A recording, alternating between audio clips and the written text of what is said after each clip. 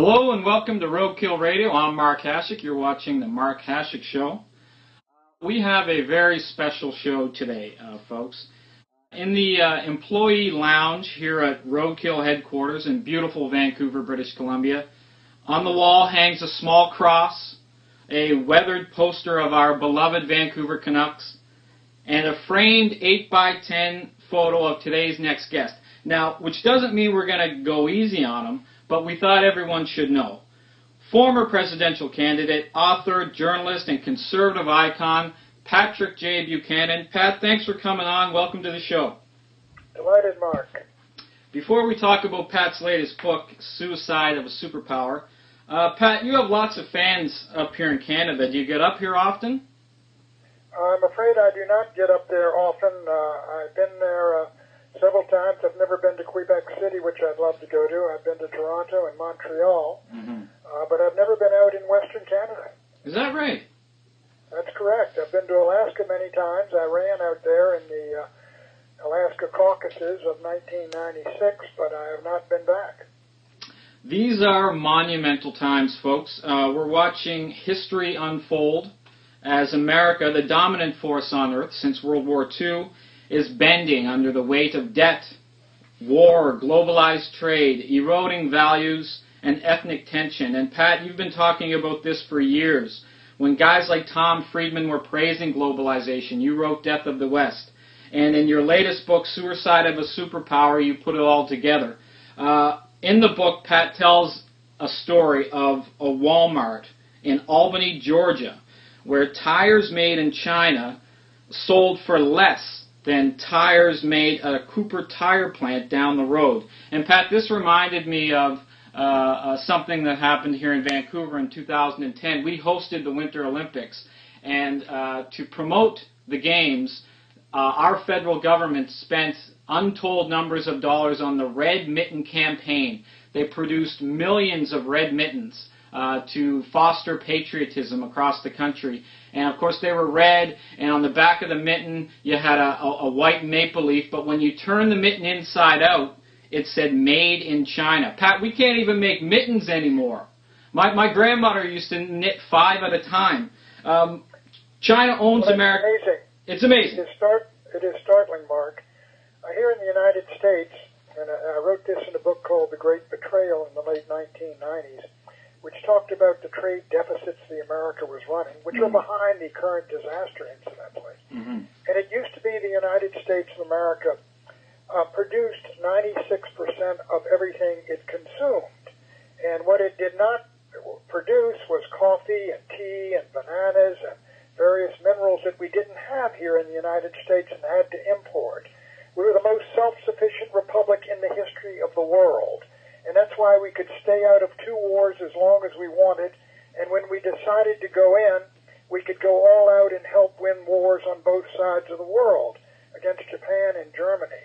Now I noticed just today that we had this year a $550 billion trade deficit, one of the biggest of all time, that imports are exceeding exports. You go down to Walmarts today, you go down to these stores, and you can almost find nothing that is made in the USA. When I was a kid, Mark, here in Washington, D.C., everything was made in the USA, and what was made in Japan was a synonym for junk toys.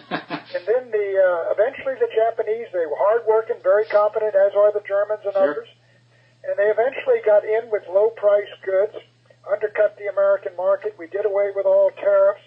We opened the biggest market in the world to the whole world. They came in and captured it while protecting their own market. And what you see is the United States industry which has been gutted. One simple statistic, in the last decade, between 2000 and 2010, the Americans lost 6 million manufacturing jobs, 1 of every 3 they had, and 55,000 factories disappeared. China owns American debt, and we, North America, has outsourced our manufacturing base, Pat. So if you're advising the next president after the November election, what would be your China plan? Well, I would tell him first, read Suicide of a Superpower. That's a good idea. Secondly, I would tell him this, that we know how America was an utterly dependent little nation of 13 13 coastal colonies when we won our revolution. And Hamilton looked at them and said, we're depending on French muskets and French uniforms. Everything we have here, we depend on the British for after the war. We want to become a truly independent nation economically if we're ever to hope to maintain our political independence. So he structured an economic system in the report on manufactures. He structured an economic system whereby there would be no taxes on American individuals and corporations, but they would tax imports coming into the country. That revenue would build our roads and ports, harbors, and the other things that would bring us together. At the same time, he would raise the price of foreign goods and make goods made in the United States far more competitive. And under that tariff system, the United States, from about 1790 to 1914, when World War I began, went from 13 little agricultural colonies where 90% of the people worked on farms to the mightiest industrial enterprise the world had ever seen. By 1928, America was producing 40% of all the world's manufactured goods. Where are we now? Our guest is Pat Buchanan, a vicar of conservatism, not just in the United States, but around the world, author of Suicide of a Superpower, available on bookstores and at Pat's site, Buchanan.org, and on Amazon.com. Pat, in my day job as a newspaper columnist, I try to subscribe to the axiom that every good column requires at least one statistic to anchor that column. This book, Suicide of a Superpower, has more statistics than Major League Baseball, and some of the most telling stats deal with entitlement programs in the states, welfare and whatnot. Just a couple. In 2001, the American taxpayer paid $77 billion for food stamps. That is an amazing stat. 41% of children born out of wedlock, that number jumps to 71% among blacks. And Pat, according to a recent CNN report, 1 in 6 Americans receive some form of government assistance. This is the heart of the matter. You look what's happening in Western Europe. Pat, can Americans survive as a giant welfare state? I think the weight of what we're doing here, and let me give you some other numbers, Mark. Sure. You know, when they talk, Herbert Hoover left office in 1933, and during the campaign of 32, Cactus Jack Garner of Texas, the vice presidential candidate on the ticket with Franklin Roosevelt, he said, under Hoover, we've gone straight down the road to socialism. The federal government, when Hoover left, was spending 4% of the American economy. Under Barack Obama in the last 4 years, it's been spending 24% of the national economy. You add state and local governments, you're up to 37% of the national economy. Now, in France, they're over 50%. But when the conservatives in Washington say, this country is headed right down the road toward European socialism or a European social welfare state, it is quite obvious that we are. We haven't gone as far, but you got that 37% the government consumes. At the same time, government regulation controls a good part of the rest. Now, do I think that can survive? Well, look at Europe. How are they doing? With their mammoth welfare states, they're all overstretched. They spent too much. We see Greece on the verge every other day of default. You see all the countries of Europe are now not only deeply in debt, their native-born population is dying. Not a single one of them has got a birth rate that will keep it alive in its present form through the end of this century. So do I think the West is going down? Yes, I do. I wrote that book, Death of the West, back in 2002, and this book expands on it and updates the death of the West. And I think it's undeniable that what we predicted has come to pass. Pat Buchanan is our guest. Pat, the Occupy Wall Street movement exploded around the continent, including here in Vancouver. And while it was eventually hijacked, one of the movement's fundamental messages that big banks and financial firms put the bottom line above their country and their fellow man resonates with ordinary folks and anyone familiar, quite frankly, with the New Testament. What was your sense of the Occupy movement in its infancy, anyway? Well, in the beginning, when it said, fundamentally, I felt that they wanted to call attention to the fact that Middle America was not responsible for the horrendous economy and the economic and financial collapse. but middle America was paying the price, while these rich bankers on Wall Street, Goldman Sachs and J.P. Morgan Chase and all the rest, while these banks have been playing with billion-dollar chips, their poker games on Wall Street, they lost their money, and then they all got bailed out, and they all got well, and they were getting back to getting their bonuses, and they were back to getting their big multi-million-dollar salaries, and this, they said, was an outrage. Now, I understood that, and I was glad they called attention to that particular facet, and some of us said head for Washington, because Washington and Wall Street are the problem here. Amen. But then they got into, as many left-wing movements do, they get into the right to break the laws themselves and, assaulting cops and things like that, and that's when they lost an enormous amount of support. Our guest is Patrick J. Buchanan, author and commentator and syndicated columnist. Check out Pat's site, buchanan.org, for his columns. They're a great read, folks, believe me. A theme in Suicide of a Superpower is the inherent inequality of freedom. A truly free society operating without undue influence from government will produce a natural pecking order, and of course that is true. But the gospel of equality, that everyone is equal, and if only afforded equal opportunity would achieve equal results, prevails. We see it everywhere. Pat, why is this idea, which is relatively new to the Western world, so dangerous? Well, it is a mechanism. Once, as de Tocqueville said, once you've convinced the world out there that you are in favor of everybody being equal and equality, you don't have to say much else. You have a political platform that you can use to really aggrandize the power of government, and if you are government, aggrandize your own power. And the way you do it is by taking from those who have and transferring to those who have not. Well, you retain some of the money and you retain all of the power.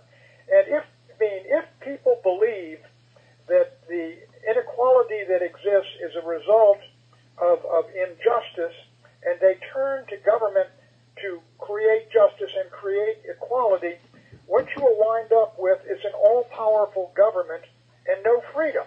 For the only way you can attain equality among people who are unequal in talents and abilities and drive and energy is through the coercive power of government. And this whole idea of this is how you get to the redistribution of wealth, and this is the moral basis of it, that inequality is unjust, but it is not unjust. Inequality is natural. All of us know in first grade, as I did when I got there, that some people had artistic ability that I did not, and athletic ability that I did not, and musical ability that I did not, and academic ability where I was very good. I knew who the top 7 or 8 kids in that class were in first grade, and almost all of us won scholarships 8 years later to high school. So these things are God-given or from your parents or from the drive and energy you have as youth, and that's what freedom is about, to achieve excellence. We had our Super Bowl. We had Manning and Brady. Oh, don't remind me. For the 2 top guys. Yeah, that's true. They didn't get there because they were equal. I don't think Wes Welker's equal to anybody right now. Well, he's so great. Pat Buchanan is our guest. Fever, but that was awful. I have to agree with Mrs. Brady on that one. Yeah, she's suddenly a commentator now. Pat Buchanan is our guest, best-selling author of Suicide of a Superpower. Race is taboo. People in the media claim to talk about race, but they don't really, and anybody that does is crucified. Believe me, I can attest to that. Pat, in the book you cite Charles Murray, who concluded that 97% of the most significant people and 97% of the greatest achievements in the sciences and technologies up to 1950 sprang from Europe or North America. Now, you'd think that would be something to celebrate, but Murray and others are branded racists. Pat, we have this here in the Vancouver, at the Vancouver School Board, we have a group of bureaucrats called the Diversity Team. And beware, folks, of any group with diversity in its title, because believe me, they're least interested in diversity. But these folks, in their doctrine, they want to purge Eurocentric values and content from the curriculum here in Vancouver. Pat, what drives these attacks? Why does pride in the accomplishments, frankly, of white people equal bigotry in some precincts? Well, I think behind it is something I call ethnomasochism. It is many people, intellectuals especially, overeducated, the left. I think they've come to believe that Western civilization is the great malevolent force in the history of the world. You see Susan Sontag's famous statement, "The white race is the cancer of human history." You see others that blame Americans. They say Western man was responsible for slavery and colonialism and imperialism and all these things, which have existed ever since mankind has existed. I just finished a chapter of a book by Thomas Sowell where he points out, slavery Slavs of the Balkans. That's the name for slaves. They were taken by the Turks, and white people and Christians were taken into slavery, as are Asians, and every group has always done this. But here's the problem. The left intellectuals believe that the sins of the white race and Western civilization are unique and historic and horrible, and they have to and we have to redeem ourselves, and we have to make compensation for this, and thereby we have to bring up to equality and parity all other peoples, and we have to sacrifice. Only they don't do the sacrificing themselves; they impose it on other people. And in my judgment, this ethnomasochism is behind it, the guilt feelings, the politics of guilt, and all of that. And I think but if you take a look objectively, what Charles Murray wrote is correct. What other civilization has produced in terms of art and architecture and literature and science and governance? What Western civilization have produced? I'm talking about all of them. Italy in the Renaissance. You got the Germans in science. You have the British in governance. You have many Russian novelists. You have the French in philosophy. And you have the Americans, which are one of the manifestations of Western civilization in terms of power and all the rest of it. Well, who else has produced it? In the book, Pat, you also outline Christianity's wane in the Western world, and you attribute its decline in part to secularist attacks. Of course, Christianity has been under attack for 2,000 years. How fundamental, in your view, is Christianity to the West, to our Eurocentric values, and to our culture, and why is it under attack? Well, Christianity, of course, created the West, as not only Christopher Dawson, my friend Russell Kirk, and others point out. The culture of a people comes from the cult. It comes from their religion. Just as if you go to the Islamic world, you see some of those magnificent mosques and things. That comes out of Islam, their belief system. That's where they get their unity. That's where they get their culture. That's where they get their philosophy. That's where they get their traditions, how they live. In the West, it was Christianity, that in Catholicism in particular, at the demise of the Roman Empire, when that collapsed and the pagan gods were all rejected and vice was common and the Roman Empire was overrun, it was Christianity that saved Europe from total desolation, that created Western civilization, that came up into this magnificent civilization and all it produced. And so my view has been, and it's written in the book, that when the religion dies, the culture that it produced dies, and the civilization that it produced begins to die, and eventually the people begin to die. And this seems to be certainly true of the West. Civilization Christianity is virtually dead in much of Europe. It's a desert of godlessness, as the Pope rightly says. And in the United States, for example, which is the most churched, I guess, in Christian country of the West right now, Christianity, there's only about 75% it's down to. It used to be 95%. And of those, many are only nominal Christians. But when that goes, the belief system goes, and the religion goes, the ethics that it produced, and the morality that it produced, and the moral consensus it produced, as well as the culture it produced, all of these things have no more underpinning. And in 2 or 3 generations, they disappear. And that's why I think you see so many situations in various areas of the United States where it's utterly godless people in their behavior. And I think that is Christianity And again, this is one of the reasons I say the suicide of a superpower. I don't think you can turn these around politically. I mean, the changes that have taken place in my lifetime are just astonishing. I mean, when I was growing up, homosexuality was considered immoral, and abortion would put you in the penitentiary. Now these are celebrated as constitutional rights. And so it's an entirely different world. And the death of Christianity produces other things, too, because the non-Christian or anti-Christian world, which is very increasingly dominant in the popular culture, is at war with the old Christian traditions. And that's where the source of the culture wars is. It's not Pat Buchanan's speech at Houston in 1992. Although that was a good start. We can go back to the French Revolution and before that. Pat Buchanan is our guest, author of Suicide of a Superpower. It's in bookstores, and you can buy it online at Amazon.com or at Pat's site, Buchanan.org. Pat, last week, switching gears a bit, last week while in New York speaking to UN officials, Israeli Foreign Minister Avigdor Lieberman said all options are on the table when it comes to Iran and its nuclear capability. Pat, you were a leading anti-war voice in the run-up to the war in Iraq and a frequent critic of neoconservatism. How likely, in your estimation, is a U.S. attack on Iran in 2012?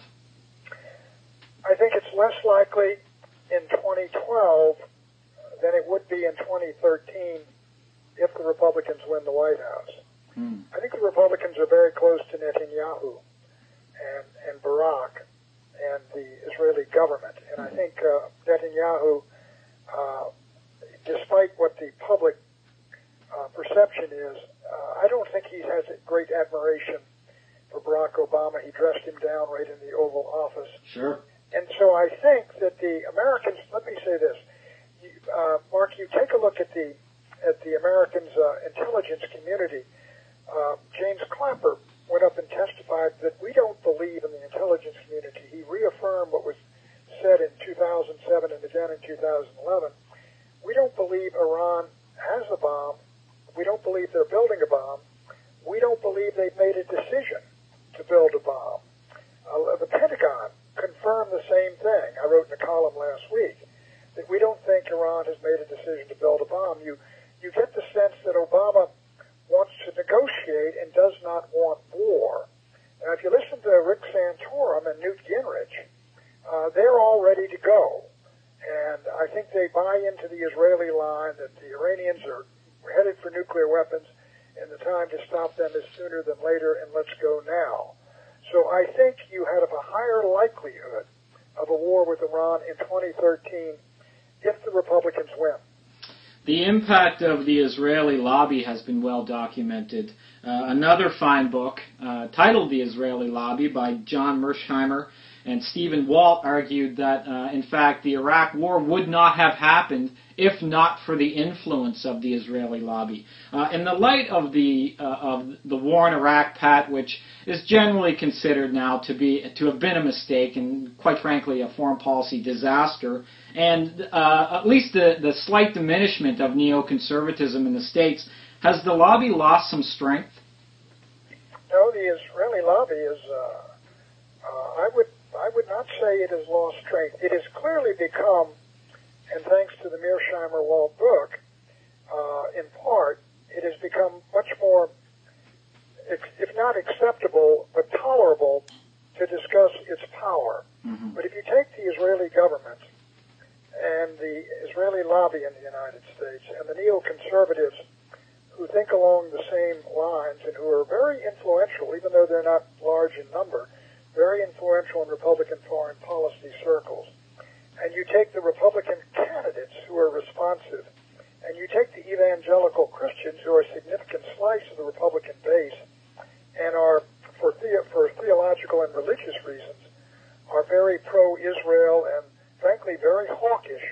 If you take all these forces, I think you've got an almost overwhelming force that is pro-Israel. I mean, you hear Mitt Romney saying we've got to be 100% with Israel. We can't let any space between us and them, which suggests our policy should be their policy.